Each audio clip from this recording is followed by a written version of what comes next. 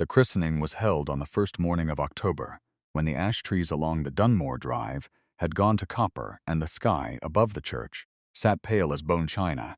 Cecily Alderton stood at the back of the nave, a position she had not chosen, in a gown the color of old cream that had been chosen for her, and she watched Lord Dunmore carry his son to the font as though nothing in the world had ever been wrong. Lord Dunmore, Edmund Harwell, the 5th Baron Dunmore.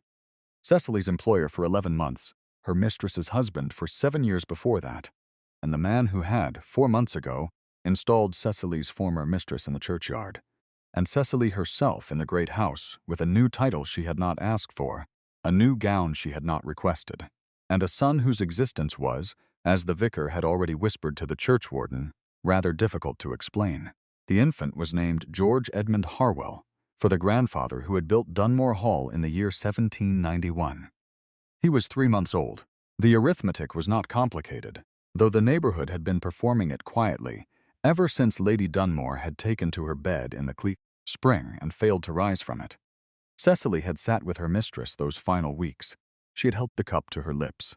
She had watched the life leave her. She had not spoken of what she knew about why Lady Dunmore had not risen, and she would not speak of it now.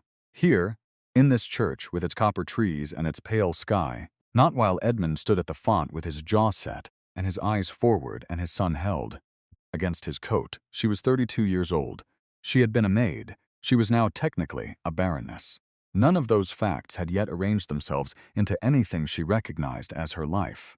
The word the neighborhood had fixed to her was not spoken aloud in her presence, but she heard it in the adjustments people made when they saw her, in the quarter-inch of pause before a woman dipped her chin, in the way Mrs. Carow of Ashfield Park had said, during the one call Cecily had received in her new capacity, "You must find it all very sudden," which was not a question, but a verdict delivered in the register of politeness.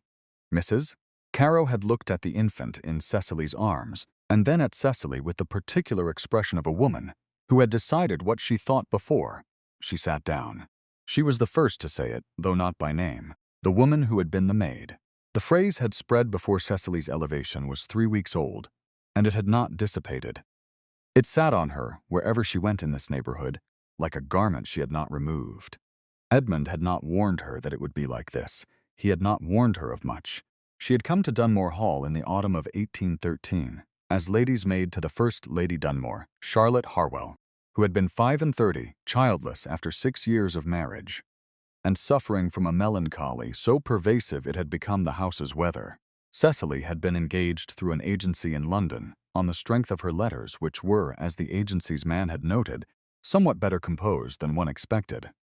Her father had been a country schoolmaster. He had taught her Latin on Saturday mornings, and how to read music on Sunday afternoons, and had died of a fever when she was 19, leaving her the knowledge and not the means.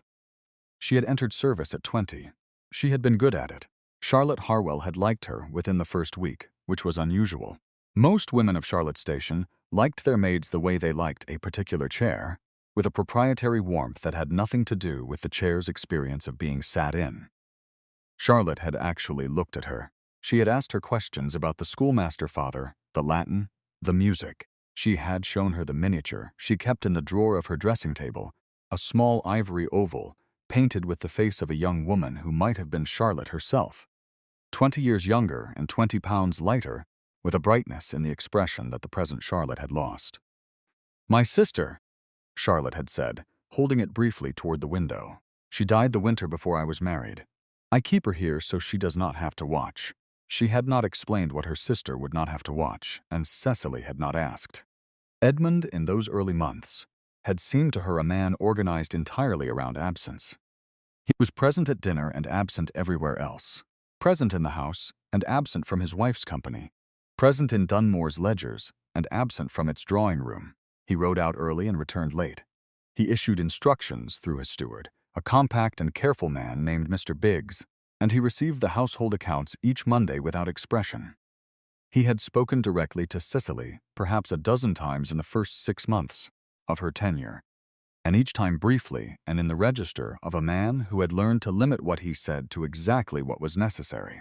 In the second 6 months that changed. She had not encouraged it. She had, in fact, tried to prevent it by the simple method of not being where he was, which was difficult when he was increasingly present in the rooms where his wife was not. She noticed him noticing her in the way that only becomes visible when it has been happening for some time without acknowledgement, the way a fire has been burning in a room before anyone thinks to open the door. He had watched her read aloud to Charlotte from across the parlor, one evening in January, when the snow had made the drive impassable, and the usual evening visitors had not come. He had sat with a book unopened in his lap, and his eyes not quite on it, and Cecily had felt the weight of his attention the way you feel a change in the pressure of the air before a storm. She should have left. She knew it even then. Charlotte was her mistress, and Charlotte had shown her kindness, and a maid who stayed in a house where the master's attention had shifted in that particular direction was a maid who had made a choice, even if she had made it by not leaving. The reason she did not leave was the reason she could not tell anyone without sounding like a woman making excuses. She had nowhere to go that would not require letters of character, and the only person in a position to write those letters was Charlotte, who was in no condition to write anything, and the only other person of sufficient standing was Edmund, which was its own impossible circle. Charlotte died on the 14th of March in 1814, quietly, in her sleep, of a fever that had followed 6 weeks of increasing frailty. Cecily had been in the room. She had held her hand. The miniature of Charlotte's sister had been on the bedside table, face up toward the ceiling, and Cecily had closed it in Charlotte's palm when she understood that she was gone. The neighborhood said it was a merciful end, which was the neighborhood's way of acknowledging that Charlotte had not been happy and refusing to name why. Edmund had said nothing at the funeral. He stood at the graveside with the Dunmore tenants arranged behind him, and his hands behind his back, and his face arranged into the expression of a man who has decided in advance how he will bear what he is bearing. 2 weeks after the funeral, he had come to the small sitting room where Cecily was cataloging Charlotte's correspondence for storage, and he had said, without preamble, "You will stay." It was not a question.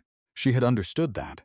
She had also understood, in the flat-level delivery of those 3 words, that he meant something larger than her continued employment, and that the fact of his meaning something larger was precisely why she should have said no. She had said nothing. She had gone on organizing Charlotte's letters, and he had gone on standing in the doorway, and by the end of that silence an arrangement had come into existence that neither of them had named aloud. She was not proud of this. She had not been proud of it from the first moment, when she understood what the silence meant. Grief had made her reckless, and loneliness had made her compliant, and she had told herself, in the way people tell themselves useful fictions, that what was happening between them was a private matter of no consequence to anyone. She had told herself this until the morning in June when she sat in the gray light of her room and understood, with the particular cold clarity of a body that has been keeping its own counsel for 8 weeks, that there were now consequences. What Edmund did next was not what she had expected, though she could not have said clearly what she had expected. He did not dismiss her. He did not offer her money. He stood at the window of the library, with the summer park spread green and indifferent behind him, and he said, "You will marry me," 4 words delivered in the same flat register as "you will stay," as though the matter had already been arranged with himself before he said it aloud. Cecily had asked, her voice very quiet, "And what do you believe marrying me will accomplish?" He had said, "It will give the child a name and a future. It will give you a position you are better fitted for than the one you hold." He had not said it would make things right. He had not said he loved her. He was not. She had understood by then, a man who said things he was not certain of, and he was not certain of what he felt, only of what he believed was owed. She had been sitting opposite him, a woman who had loved a man's wife and damaged his marriage by degrees, and was now the source of a problem he was solving with characteristic dispatch. She had thought of Charlotte's miniature, closed now in a locked drawer in the room that had been Charlotte's. She had thought of her father explaining the ablative case at the kitchen table on a gray Saturday morning, the particular warmth of his attention, the way being taught something carefully had felt like being respected. She had said yes, not because she was grateful, and not because she had any illusions about what the neighborhood would say, and not because the words "I love you" had been anywhere in the vicinity of the conversation. She had said yes because the child was coming regardless, and because the alternative was worse, and because she was 32 years old and very tired, and because there had been moments, quiet ones, when Edmund had looked at her with something in his expression that was not merely duty, something she could not name, and was not certain she had not invented. They were married at Dunmore Church in August, a small ceremony attended by Edmund's steward, Mr. Biggs, and a cousin of Edmund's named Mr. Frederick Harwell, who had come down from York and spent most of the wedding breakfast examining the ceiling. There were no flowers. Edmund had not arranged flowers, and Cecily had not asked for them. The parish register recorded her new name and her former one beside it, and no one's expression in the church had been quite neutral. If you have ever watched a woman carry a name that was given to her rather than earned, and wondered what she does with her face when the neighborhood looks at her, as though she has taken something that was not hers to take, stay with this story a moment longer. Cecily knew how to carry a thing quietly. The autumn passed in the particular silence of a house that has not yet decided what it is. Edmund was courteous. He was also remote, in the way of a man who has done the right thing and is not certain the right thing is enough. He came to dinner. He rose early. He managed the estate with the same contained efficiency he had always managed it, and he conducted himself towards Cecily with the exact register of a man who is treating someone with great care, because he does not trust himself to do otherwise. She did not mistake this for coldness. She recognized it as something more complicated and more fragile, the behavior of a man who is afraid of what he might feel if he permitted himself to feel it, and who has arranged his days so that the feeling stays at arm's length. The son arrived in November. He was healthy. He looked, Cecily thought, studying the small scrunched face in those first weeks, like neither of them, which was a relief, though she could not have explained to anyone exactly why.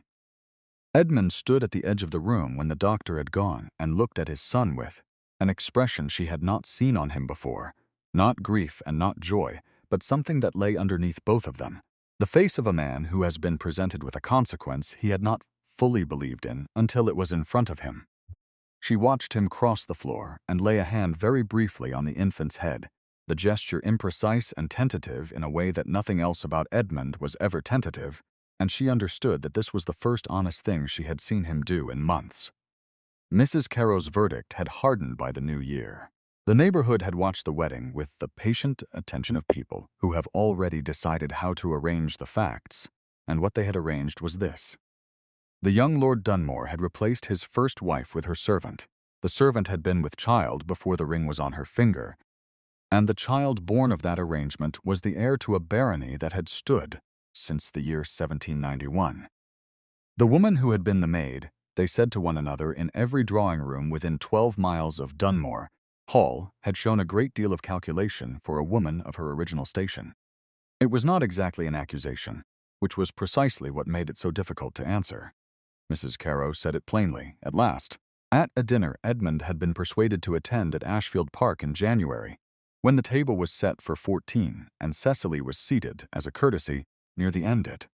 We all thought the world of Charlotte Harwell, Mrs. Caro had said. Her voice, carrying the particular temperature of a very cold room, presented as simply accurate, and it is difficult to see one woman's position so entirely assumed by another. The table had not responded audibly, but the silence had its own shape, and Cecily felt it land on her like a hand at the back of the neck. Edmund, at the head of the table, had set down his fork. He had looked at Mrs. Caro for a long, still moment, and then he had looked at Cecily, and his expression had done something she could not entirely read, something that was not quite apology and not quite resolution, something still in the process of becoming itself. He had not said anything at the table. They had driven home in the carriage without speaking for the first mile, and then Edmund had said, his voice level, she was wrong to say it. Cecily had said, she said what the neighborhood thinks. He had said, yes. The carriage had gone on for another quarter-mile before he said quietly, I know what you have borne. I am not unaware of it. She had looked at him in the dark of the carriage, and he had been looking at his own hands, and she had thought that this was probably the nearest he could come.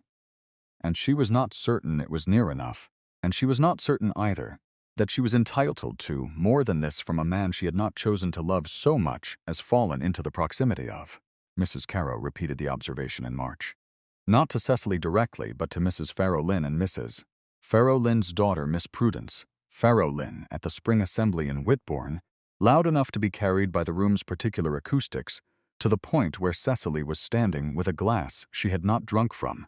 The woman who had been the maid, Mrs. Caro said, had managed things very neatly. She had said it with the expression of a woman admiring a card trick in a register that made clear she was not admiring it at all. Edmund had been across the room when she said it.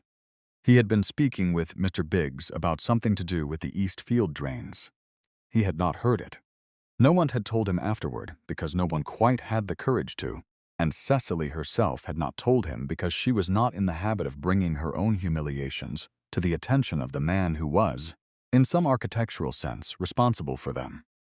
She had walked home from the assembly that night. Edmund had gone ahead with the carriage at her insistence, because she had told him she wanted the air, which was true, though not the entire truth. The entire truth was that she needed 20 minutes in the April dark to reassemble herself, to take what Mrs.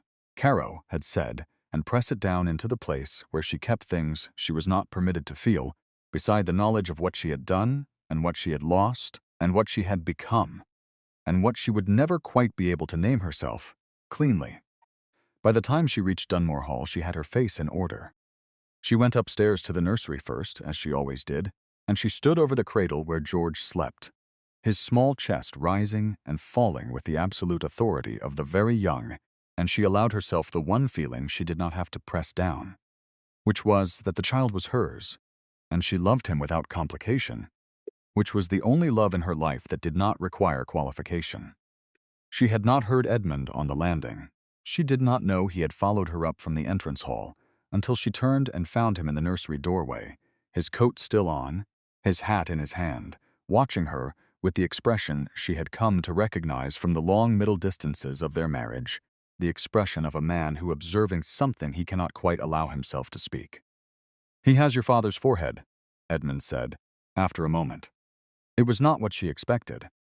She had not told him about her father's forehead or about her father in any particular detail, and the observation meant he had been paying closer attention than she had supposed. She said, "You could not have known my father." He said, "No, I know you." He said it without emphasis, in the same level voice he used to say most things, and it cost him something she could tell, the specific cost of a man who has decided to say the true thing, rather than the careful thing. The nursery was quiet around them. Firelight moving on the ceiling, George's breath the only sound. She did not answer. She looked back at George. It was the following week, at the Dunmore Hall tenants' supper, the event Edmund hosted each spring in the barn at the edge of the home farm, that the third voicing arrived, and arrived in a form Cecily had not anticipated.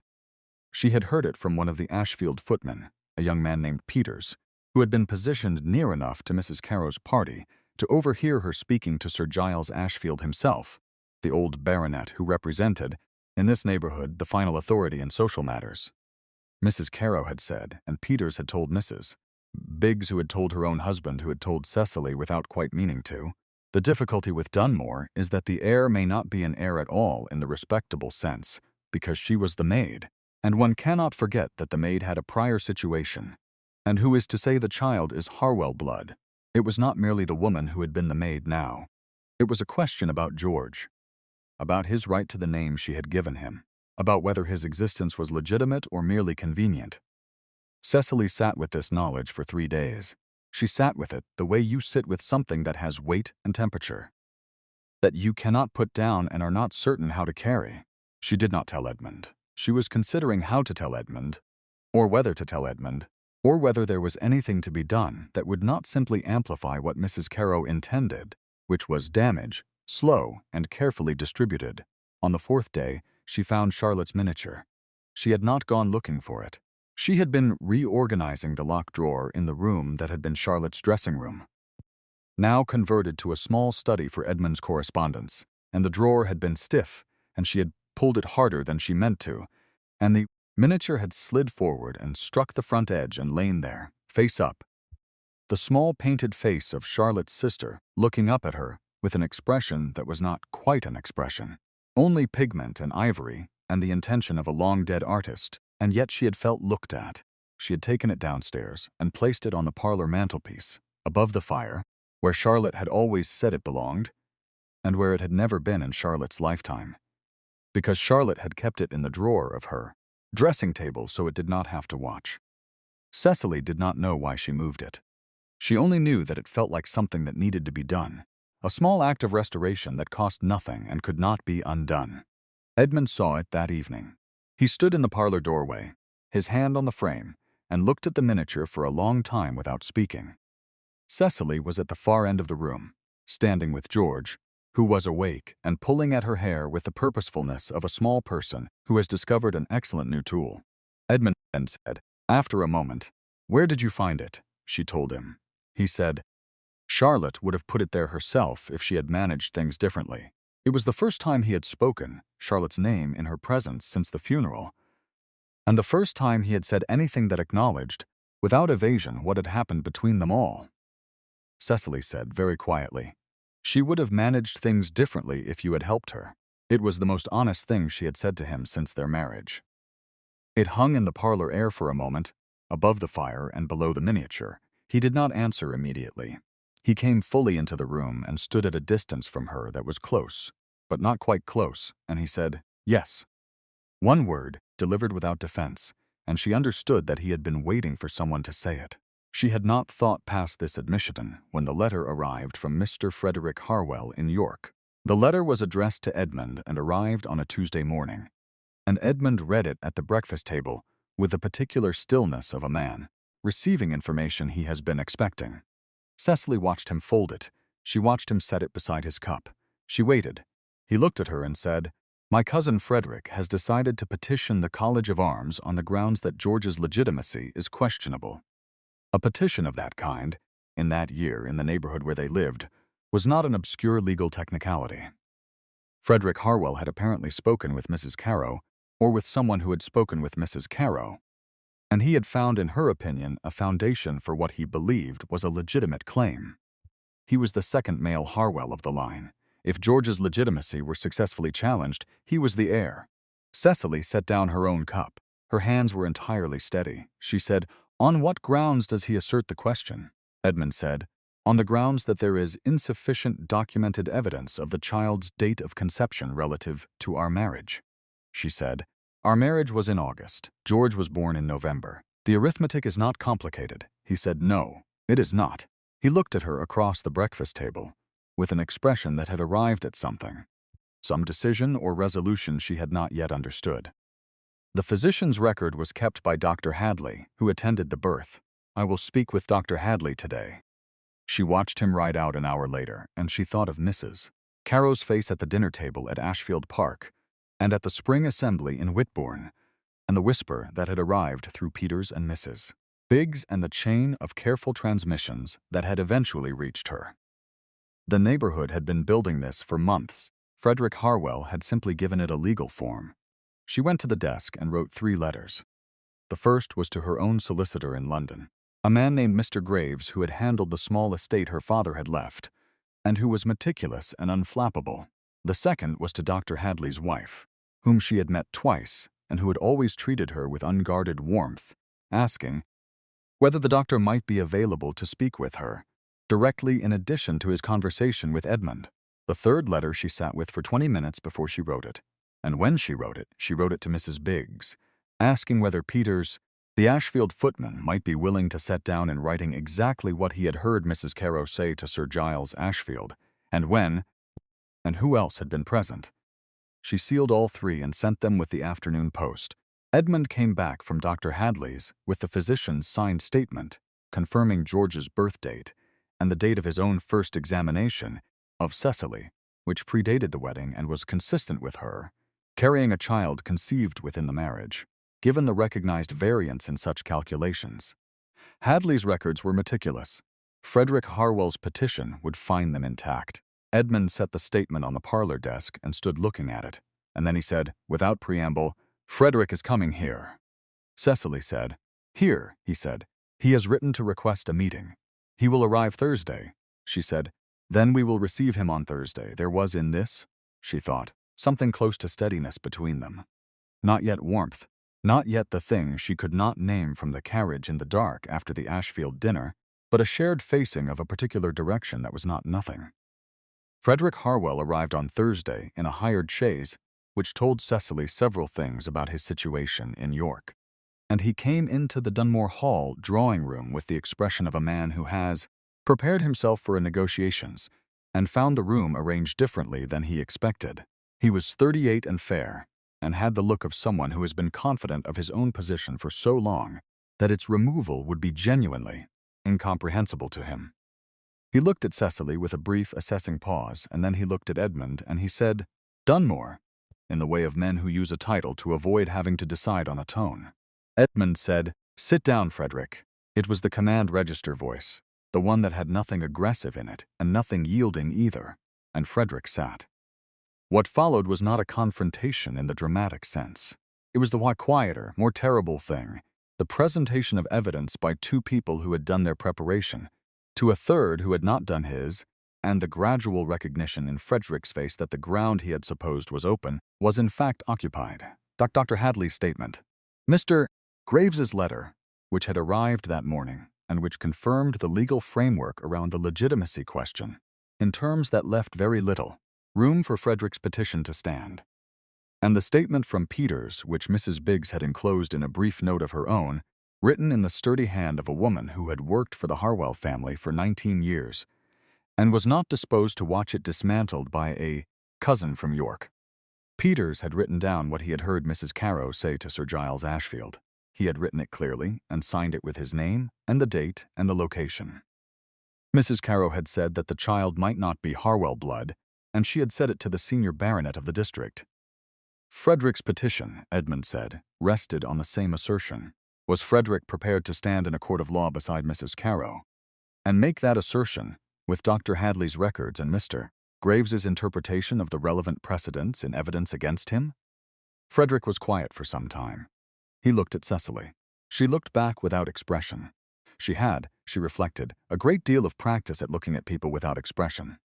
He said, finally, "I had been given to understand the situation was more ambiguous," she said evenly. "You were given to understand incorrectly." He did not answer. He looked at his own hands, and then at Edmund, and then he said in the voice of a man who is revising his view of his own prospects, "I see." He left Dunmore Hall 2 hours later in the same hired chaise, and he did not petition the College of Arms. Edmund stood at the drawing-room window and watched the chaise disappear down the drive. Cecily remained in her chair. George was upstairs in the nursery with the nurse, and the drawing-room was very quiet, and outside the window the ash trees were in early summer leaf, a pale and tentative green. Edmund turned from the window. He said, "You wrote to Hadley yourself." It was not a question. She said, "Yes." "And you found Peters?" She said, "Yes." He said nothing for a long moment. Then he crossed the room, not quickly, with the particular deliberate pace of a man choosing each step, and he stood in front of her and he said very quietly, "George is not the only one whose name wants defending." She looked up at him. He said, "I should have said something at Ashfield's dinner table in January. I should have said something at the spring assembly.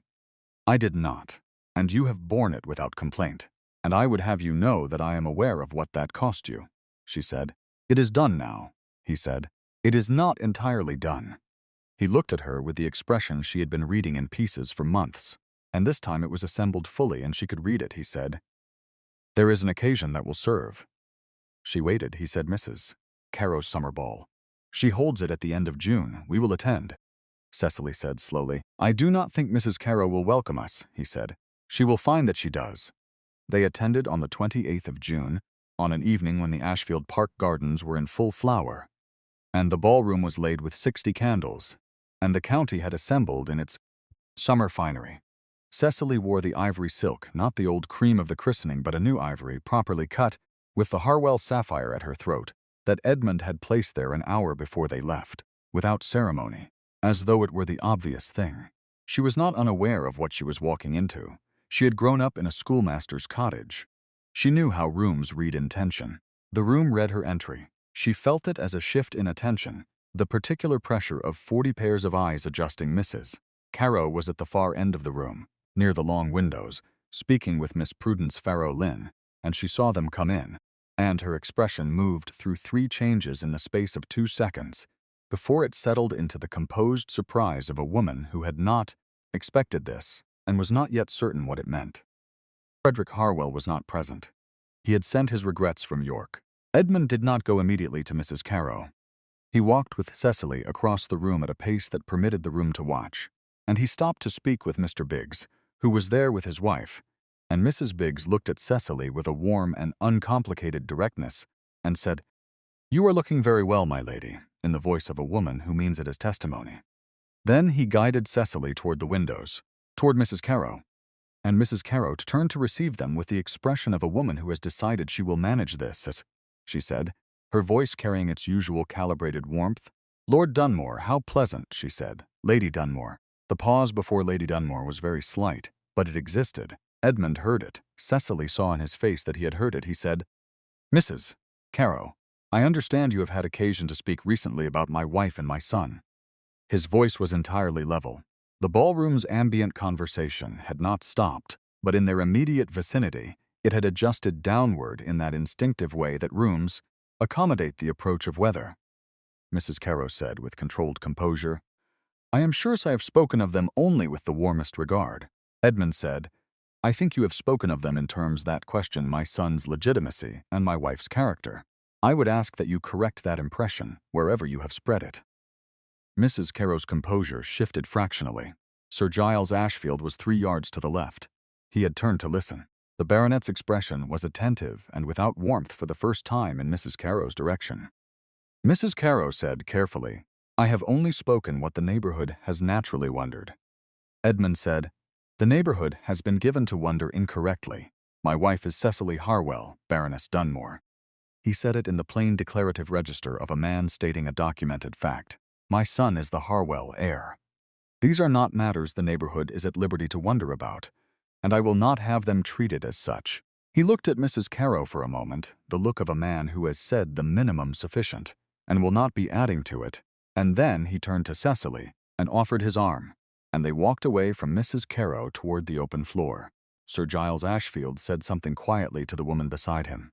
Mrs. Carrow did not follow. Later, much later, when the ball had gone on past midnight, and most of the candles had burned short, and the gardens outside the long windows were dark and warm, Cecily and Edmund stood at the edge of the room, and she was aware of the particular quality of the quiet around them, a quiet that had a different texture from all the previous quiets of the year.